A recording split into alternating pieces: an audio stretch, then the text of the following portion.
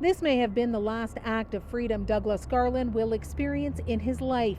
He was, say prosecutors, sneaking back onto his family farm to hide or destroy evidence right before he was arrested for murder. It was just one piece of an overwhelming amount of circumstantial evidence that led a jury to convict Douglas Garland of 3 counts of first-degree murder, 1 count for each of the lives of Alvin Lickness, Kathy Lickness, and their grandson, Nathan O'Brien. This was not an easy trial for jurors.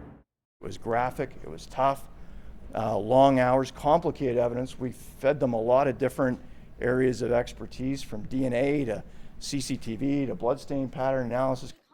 The Crown said Garland was motivated by a grudge over a soured business deal that festered for years. He attacked the Licknesses in their home in the summer of 2014. Young Nathan just happened to be there having a sleepover. A truck connected to Douglas Garland was spotted leaving the area hours later. The Crown believes all 3 were alive but restrained in the back of that truck.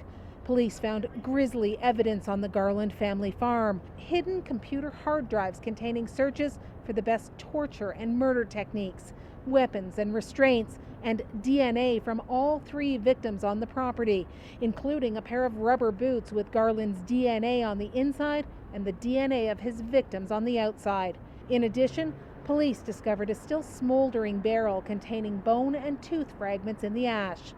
Douglas Garland had no reaction when the verdict was read, but his defense team was disappointed. They'd felt they'd made a case for reasonable doubt. Obviously, the jury disagreed. It's always a hard case for the jury to think about when they're dealing with a young child and a family. Always. Everyone appreciates that.